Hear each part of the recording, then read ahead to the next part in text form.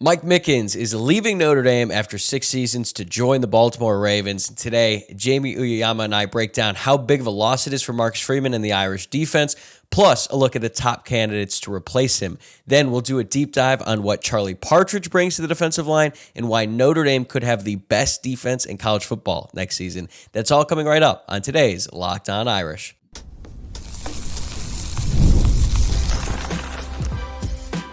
You are Locked On Irish, your daily podcast on the Notre Dame Fighting Irish.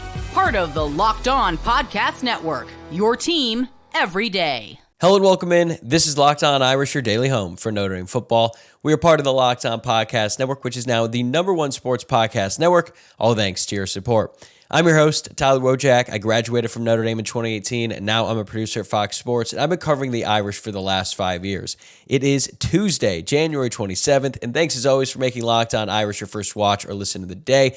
If you're watching along on YouTube, make sure you subscribe to the channel, or if you're listening to the podcast, please follow the show on your preferred platform. It helps us out more than you know. We've got a big show on tap for you today because Notre Dame's coaching staff just took a big hit over the weekend. Mike Mickens, Notre Dame's defensive backs coach, is off to the NFL, and that leaves a big hole in the Irish secondary, not just in terms of coaching, but development, evaluation, and recruiting. And in just a moment, I'm going to be joined by Jamie Uyeyama from Irish Sports Daily to break it all down. We're talking about how big of a loss Mickens really is, what Notre Dame should be looking for in his replacement, and which candidates make the most sense. Then we'll shift to one of the most exciting hires Notre Dame has made in a while, Charlie Partridge as the new defensive line coach, and why so many people around college football think this could be a home run. Enjoy. All right, I'm very excited to welcome back Jamie Uyeyama from Irish Sports Daily to the show, and we actually booked this last week without knowing that Mike Mickens would be on his way out, but here we are. So there's a lot to unpack today, but to kick things off, what was your initial reaction when you heard Mike Mickens was leaving Notre Dame after 6 seasons to join the Baltimore Ravens? I think wasn't surprised. I kind of thought, like, if there was anyone on the staff that was going to take an NFL job, he'd be the most likely. And frankly, he had been thinking about other possibilities for a while. When he got passed over for the defensive coordinator job. And I don't think it made sense for him to go to another college program, no matter what group it is, because he's not going to coach better guys than he's got at Notre Dame right now, right? He's not going to have more talent coming in. He's not going to have Leonard Moore. No one's going to have that. So, I mean, I guess you go to coach Kyle Hamilton with Ravens, right? And I think it makes sense, and it makes sense in a lot of ways. He wants to advance his career. He wants to be a defensive coordinator one day.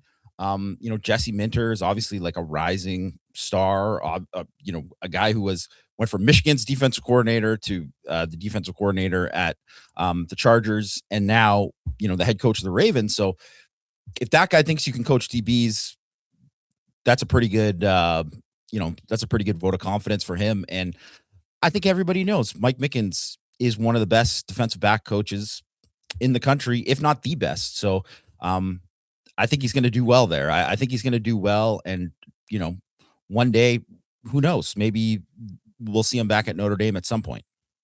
It is kind of funny how it all played out, because last year when Marcus Freeman decided to hire Chris Ash to be the defensive coordinator and essentially pass over Mike Mickens, I think there was just a general understanding that this was probably going to be Mike Mickens' last year with Notre Dame because of that decision. And then, for a while there, it looked like Notre Dame staff was going to remain intact for the large part. I mean, obviously Max Bulla had already left, but you're thinking, okay, Notre Dame's going to get through this and everyone's going to be back for 2026. Then the Baltimore Ravens job opens up and you start to hear whispers that Mike Mickens might be interested. I believe that he interviewed with them either last offseason or maybe 2 off seasons ago. Now, it was a different staff, obviously, but he had sort of been flirting with the NFL for years. But I have also seen a lot of Notre Dame fans now say, well, this is why they should not have hired Chris Ash, because now they let Mike Mickens go. But as you and I were kind of talking about before we started recording here, Marcus Freeman is his best friend, and he didn't think he was ready. And not only that, Mike Mickens is interviewed for a power forward job as a defensive coordinator and another job as well as recently as this offseason, and they didn't think he was ready either. So I think it's probably jumping the gun a little bit to say, hey, Notre Dame should have gone back and hired Mike Mickens as the DC when they had a chance. Yeah, and frankly, it's one of those things where if you're not getting promoted within, it's harder for when people are interviewing him, they're going to question why. Like why is that the case? And they probably asked that to him in the interview, right? And if he doesn't have a good answer, then that might, answer it for them, right? So, he's a great coach. I think if you have a guy like that from 2020 to 2025, that's a pretty good run for that level of a coach. When you consider he didn't get promoted, so it's tough. It's tough when Notre Dame sees a guy like that leave, but there's going to be no shortage of candidates who want this job. Without a doubt. And I think the fact that he is the secondary in such great shape makes it a little bit easier. But like, how much does the current talent level in the secondary, both in the present with this starting unit that we're going to have this year, and then also with all the depth that they have, they seem like they're set up extremely well for the future. How does that soften the blow of losing him now compared to, say, even 2 years ago? Oh, if 2 years ago, they were still in a pretty good spot 2 years ago, but I would say if it would have been bad. It would have been bad because they didn't have the guys coming in the next group with the young guys. They were guys that were Mickens guys, not necessarily seen as elite guys, even though a lot of them have developed into elite guys. So I think right now there isn't a better situation where someone can, if you ever go to a bio on any of these guys, their bio on a college website, one of the first things it says is coached All-American this, first round pick this. Someone gets to walk in and coach Leonard Moore. They get to coach Tay Johnson, right? They get to coach Christian Gray. They get to coach, Adon Schuler. They get to coach Joey O'Brien and Pouncey and all these guys. They got Kari Adams and these guys got coming in. They know that they're going to have NFL guys that they can put on the resume. So even if it doesn't work out as great for them at Notre Dame, it's hard to see that it wouldn't. They're going to always have that there. And that is something that weirdly, it does matter a lot. Like they care about that because people want to win the PR battle, and you're going to automatically win the PR battle there. And Mickens, his track record speaks for itself. So look at all the guys he's produced. Right. And obviously losing Mike Mickens is always going to be a big loss, even now when they have a ton of returning talent. And then, one of the best defensive back recruiting classes that we have seen come through Notre Dame in a long, long time. So how difficult is it to replace a coach like Mickens, who's not only elite at developing talent, but is also widely considered one of the best evaluators in the game today? I don't think it's easy because obviously he saw stuff in certain players that others didn't. And, and he absolutely deserves so much credit for that. I will say there's a lot of other really, really good evaluators of talent, a lot of other really good people who develop talent. So it's not like there aren't going to be options out there. It's going to be hard to kind of match someone who could find a Leonard Moore, could find a Ben Morrison. It's not like other teams didn't want them, but to see that they were going to be who they ended up becoming, that's rare, right? That's hard. And that's hard to replace. Then again, coaches aren't as involved in the evaluation process. There still are, but not to the same extent that it was even when Mickens started at Notre Dame. Like he had a lot more say in who they were targeting and all of that. And obviously, if he says, "Hey, this is a guy," the personnel staff, Mike Martin, general manager Mike Martin, they're all going to look at, what he says and take it for granted. But these guys get paid to do a job to evaluate all these guys too. They're there. That staff didn't exist before. A lot of those guys weren't there. So it's not the same losing. And even the recruiting impact, I think with NIL, with so many more of the recruiting staff and those guys developing relationships with players. Coaches aren't staying up and playing video games with these guys like they used to. It's not the same as it was, right? And that was like a real thing.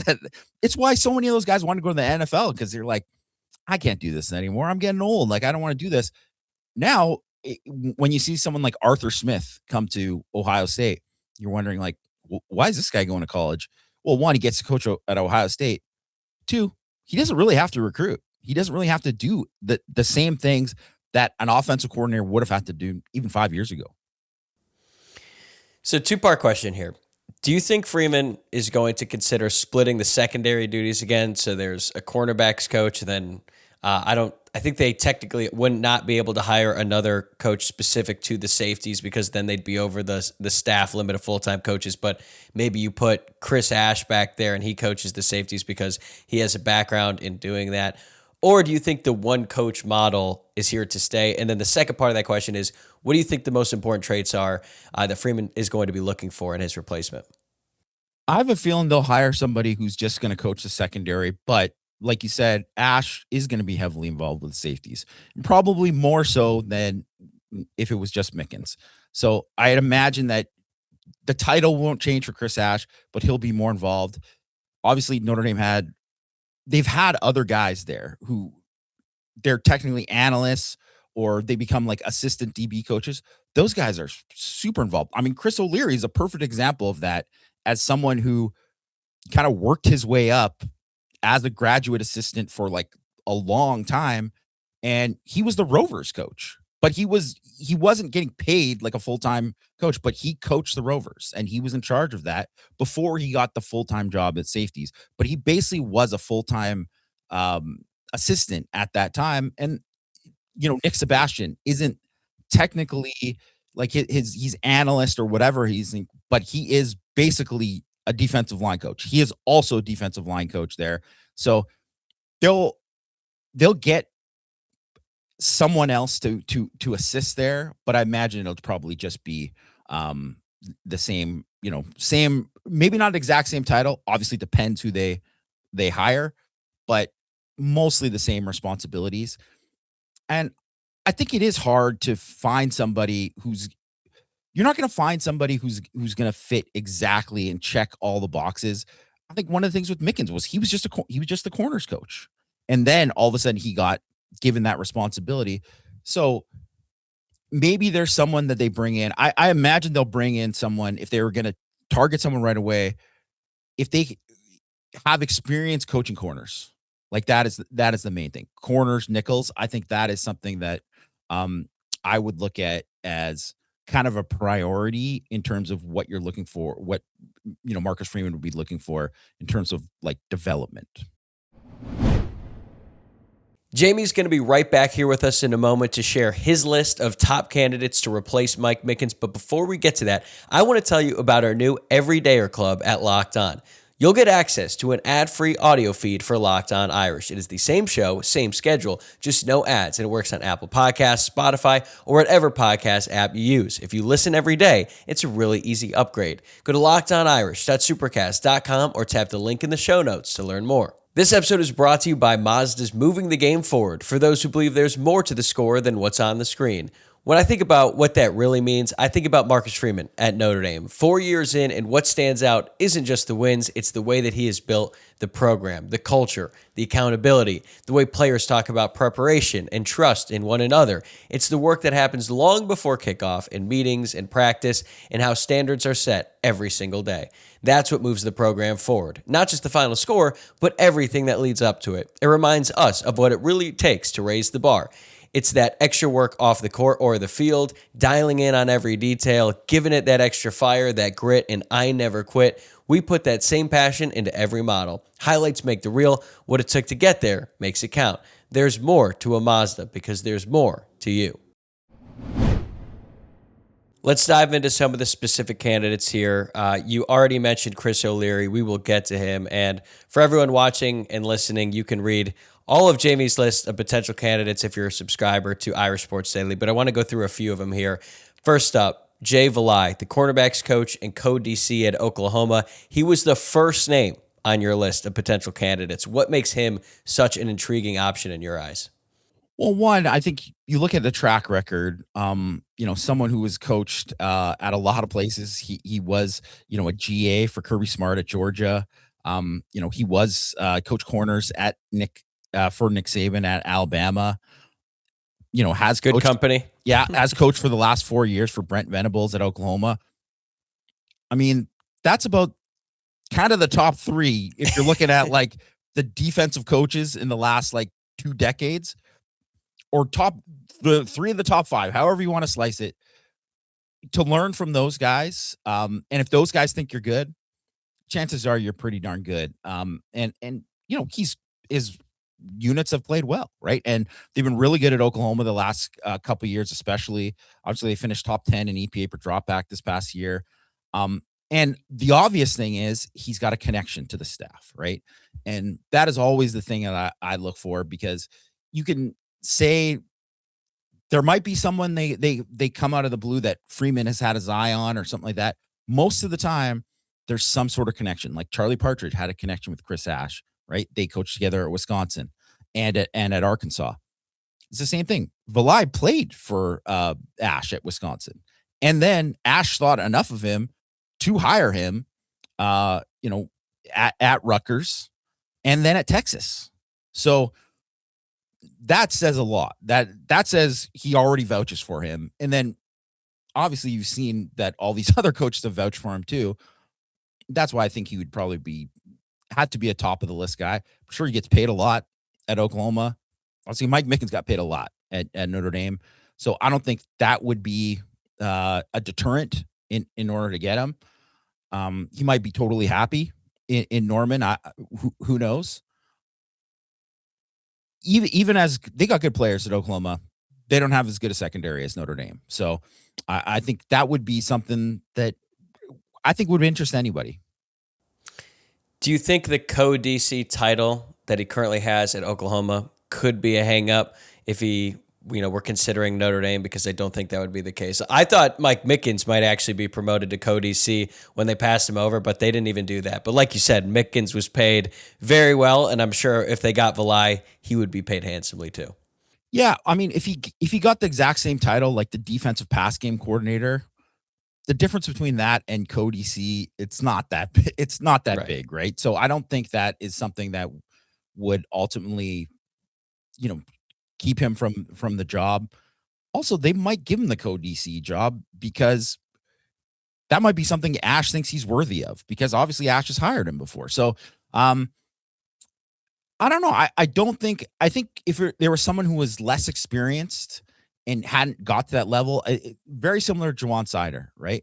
They weren't going to just hire Juwan Sider and he was going to be just the running backs coach. No, he had to have more added to the title because he was going to get paid more, right? So I think that's the thing to always look at, is usually those titles, it's about pay, but it is about status too, and that part matters.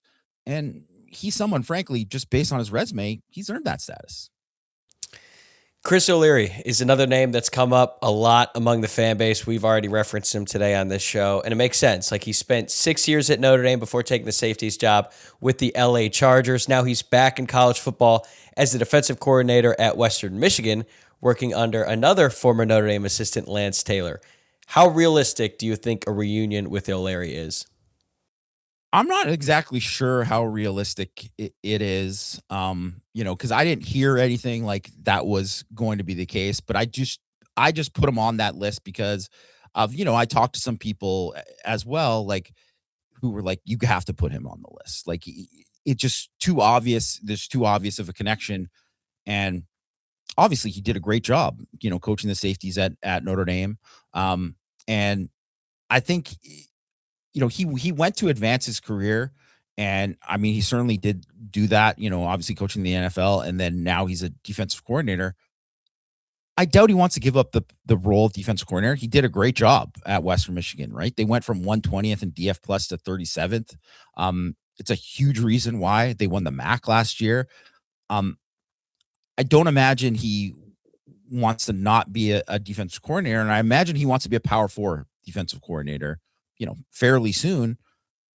At the same time, he'd get paid a lot more money at Notre Dame being a position coach. That's That's true. why a lot of times guys do it. And he definitely would get a lot more. He would get more pay and more responsibility too, because he would be able to, have the whole secondary rather than just the safeties like he had before. So I think that part would be enticing to him. Also, because the fact that he has been a defensive coordinator, they might give him like a certain level of a title too.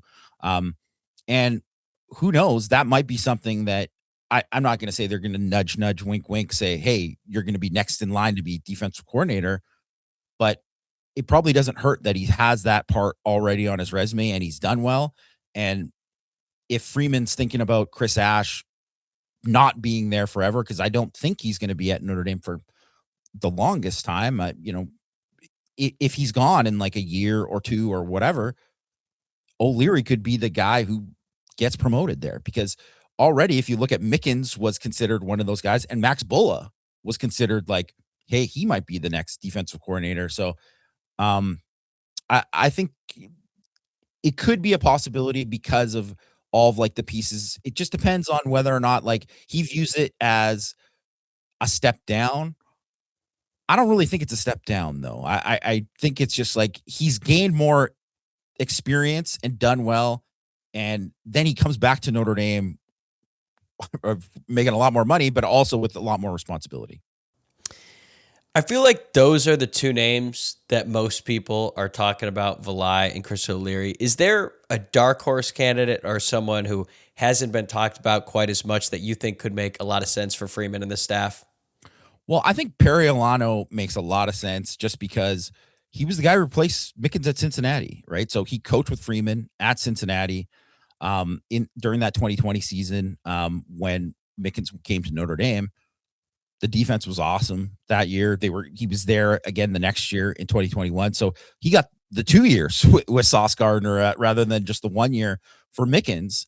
And those corners played extremely well. Like they were, it was an elite defense. It was great all around, but that secondary was great. And then he was at Ohio State. He went to Ohio State for a couple of years and he got bumped out there, but it wasn't like he got fired because he was doing a bad job. It was more of Jim Knowles wanted his own guy there, brought in, oh God, his name escapes me right now, but he brought in his own guy that he had previously coached with at Duke.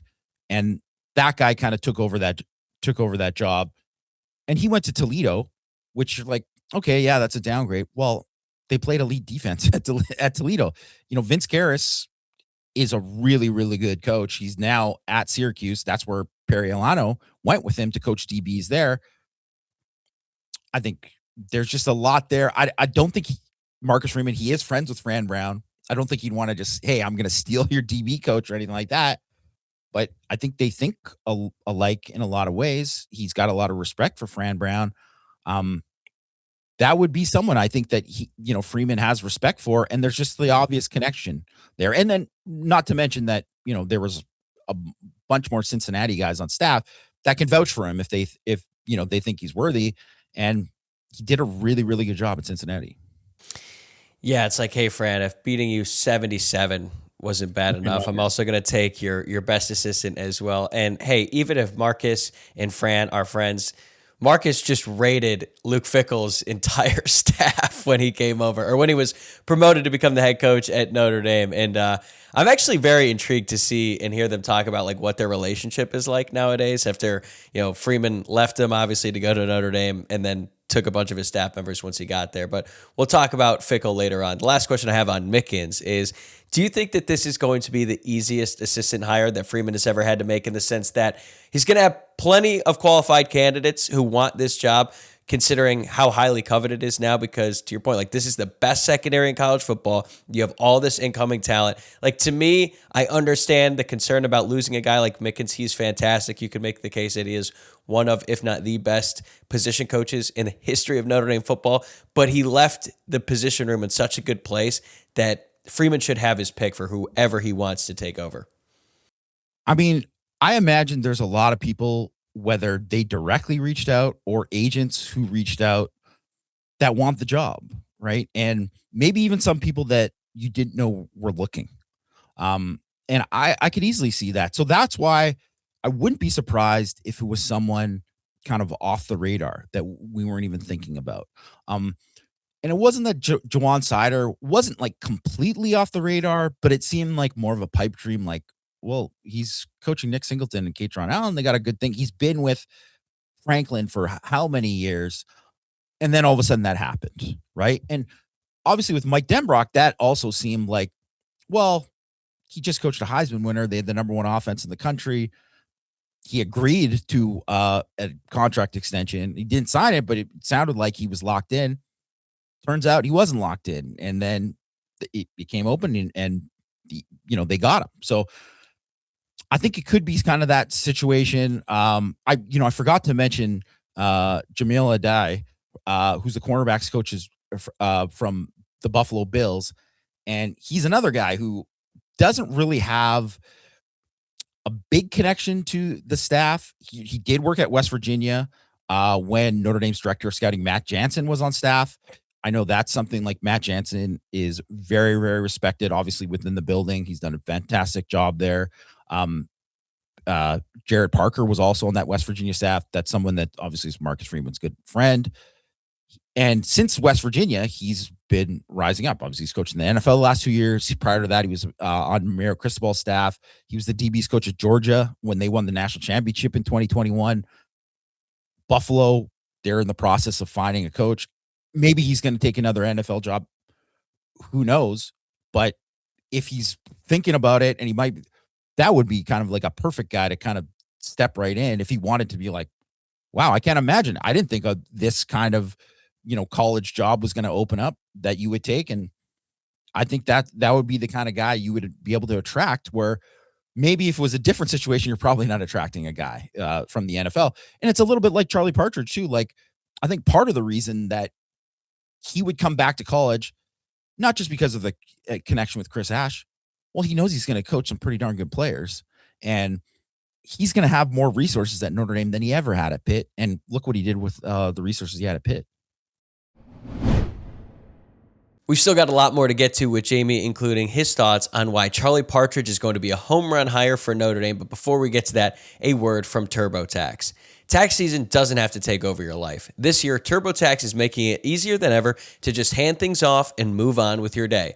With TurboTax full service, you can have your taxes done for you by a trusted local expert start to finish without the stress or guesswork. Instead of spending hours trying to figure out forms, you can meet with a local TurboTax expert in person or connect online. They handle everything from W-2s to self-employed forms and work to get you every deduction. You can upload your documents, go about your day, and get updates right in the TurboTax app.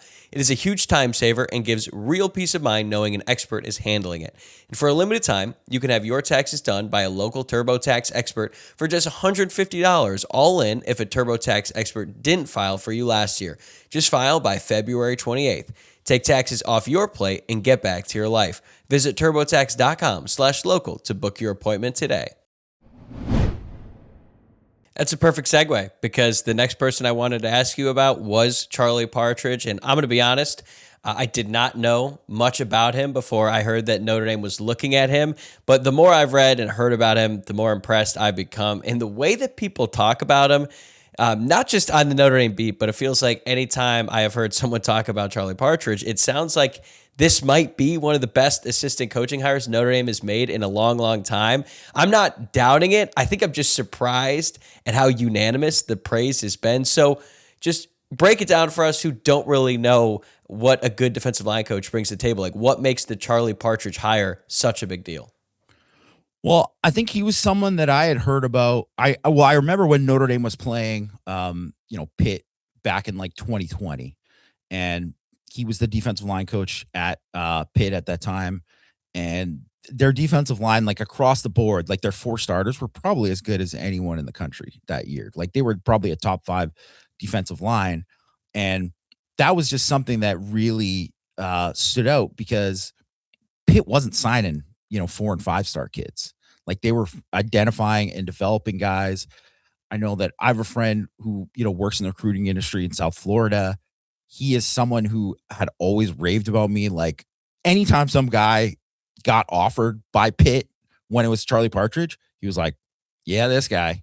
Charlie Partridge. Like he would like DM me. He would send me these things because he had that kind of reputation, right? Like, and obviously he's been able to find like a lot of gems, right? Like Kalijah Cansey became a first round pick. He wasn't seen as like a first round pick, being like an undersized defensive tackle at the time.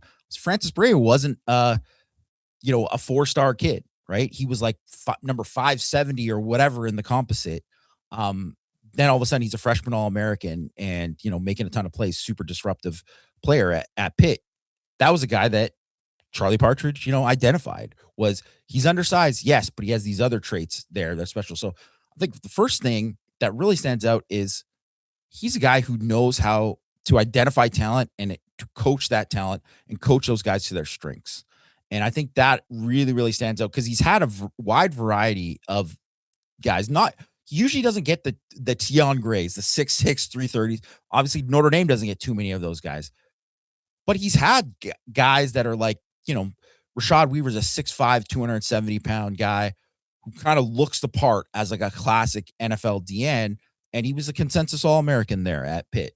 And he is like Al Washington in a lot of ways. He's a stickler for details. One of these guys who really, pushes guys in a way not to be negative with them, but push them to kind of go like past their limits and to try to like develop past their limits. And you just see that with guys. And I think any time too, when you see someone there and you just see like results and when they're just surpassing all results, I think any Pitt fan would tell you they were crushed when he left the program. They're like, wow, that was like, he was Mike Mickens to them, except for they weren't getting other guys. They weren't even in the same spot as them. They were wondering, is the next guy going to be able to do any of the stuff that he did? And and they didn't get, the same level of guy. It's never going to be the same level of guy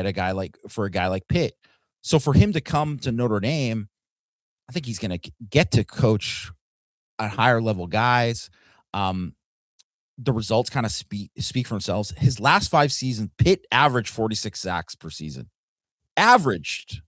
Like, that is insane. That's an insane number. But that's just how good they were. And like 46 sacks basically is like your top 5 in the country in sacks every year. He knows how to teach guys to get after it. He's the guy who switched JJ Watt to defensive line and taught him how to play defensive line. JJ Watt has said that. That's not like part of the pamphlet. That's what JJ Watt said. So, and everybody knows how good JJ Watt is. Obviously, he's got a lot of natural talent, but he's the guy who unlocked it. So I'm excited. I'm really, really excited to see what he does. Can't wait to see with obviously the guys they already got on the roster, like Bryce Young. That's a perfect example. Boubacar Traore already is a great player.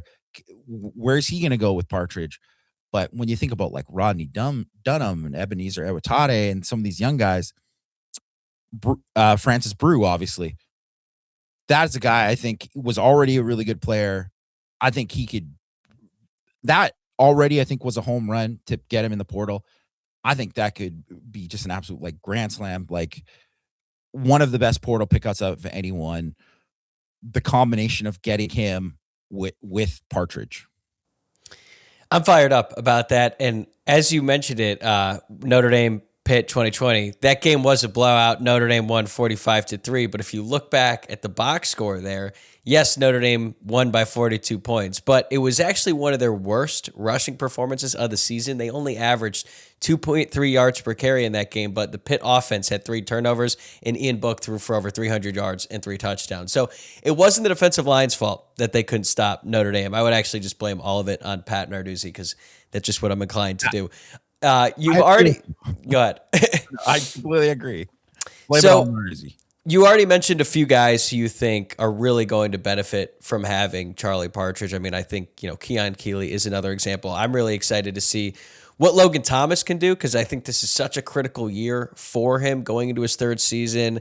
I mean, they played him in some critical moments during his freshman season, so they obviously like him, but they just have not been able to maximize his potential yet, and he's dealt with injuries and things like that.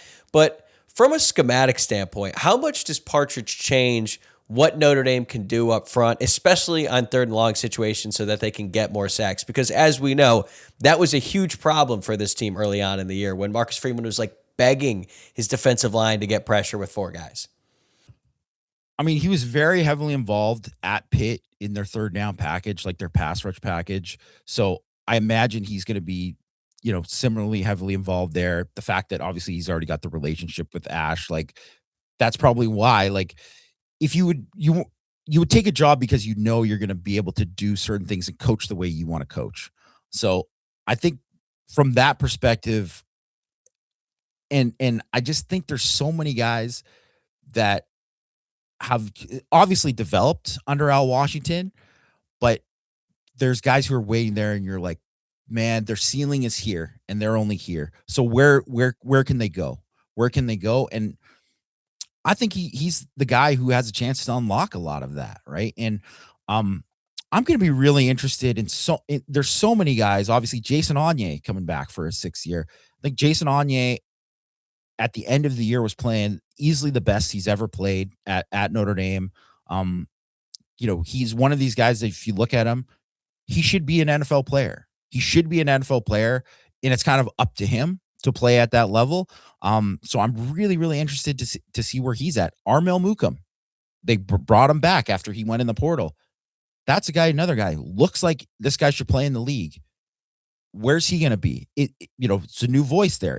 Can he kind of unlock something? Cole Mullins, to me, is a Charlie Partridge type of defensive tackle, like a one gap penetrator, really good pass rusher.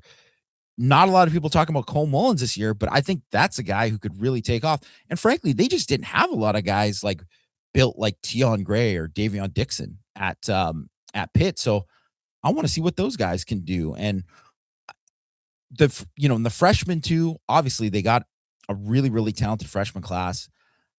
I'm excited to see all of those guys develop and which guys end up being like kind of part of that third down package. I also think that the linebackers like KVA, like Snead, who've obviously developed into much better pass rushers, over the last couple of years too, those guys are going to get the benefit of that too. So I think that is something that probably doesn't get talked about enough, but it's going to be exciting. Mad Ferrermo, another guy. All right, last question I have for you today. When you look at this defense as a whole, you've got a ton of returning talent and production, but now you also have a new defensive backs coach coming in, whoever that may be, Charlie Partridge on the defensive line, Al Washington moving over to linebackers, and Chris Ash entering year 2 as the defensive coordinator. So what do you think the ceiling is for this unit in 2026? I still think the ceiling is the top defense in the country. I really do. I think it would be a disappointment if they weren't like a top 5 defense. Certainly, I think, whether or not you're number 1, who knows? There can be a very small gap between like the 4th best defense and the 1st best defense in the country. But I just think when you're talking about talent and what they have there, the kind of multiplicity of what they can do with that talent, the secondary, no matter who comes in, that's the thing. It doesn't matter who comes in. There's too many guys there that can play. And those guys also benefit from, they got all that Mike Mickens teaching there. Leonard Moore is not going to become a worse player, right? So all these guys are already very, very good players. Everybody's got to get on the same page on the defensive staff. I don't think it's going to be a big problem because of, Partridge already knowing Ash and all of that kind of stuff. Obviously, because of how they started last year, I imagine they're going to make sure that they have a lot of boxes checked before they even get into Wisconsin, no matter how many points they're going to be favored by in that first game. So I think they're going to hit the ground running. And it's the most talented, Notre Dame defense, I think, that I've seen in the last like 15 years, just at all 3 levels, where it's hard to pick a weakness. It's really, really hard to pick a weakness. So for anyone who is worried about Notre Dame finding a quality replacement for Mike Mickens, just think they get to offer them a job to coach the best secondary in the country, be part of maybe the best defense in college football, and probably make seven figures or close to it while doing so. But Jamie, this has been great. As always, you can read all of Jamie's work over at Irish Sports Daily. Plus, you can watch or listen to him on ISD's Power Hour and on Hit and Hustle, which he does with another friend of the show, Greg Flamung. Really appreciate the time, man. Be well. Thanks, man. All right, that's a wrap for this episode. Thanks again for making this your first watch or listen of the day. If you enjoyed today's show, make sure you subscribe on YouTube, follow the show on your favorite podcast platform, and don't forget to like the video and leave a rating or review. It really helps us out. And hey, if you never miss an episode, the Everydayer Club is built for you. Get Locked On Irish ad-free, plus members-only Discord access and more. Head to lockedonirish.supercast.com to join the club. Tomorrow, Luke Smith makes his return to the show for a little off-season check-in. It should be a lot of fun, so you're not going to want to miss it. I'll see you then.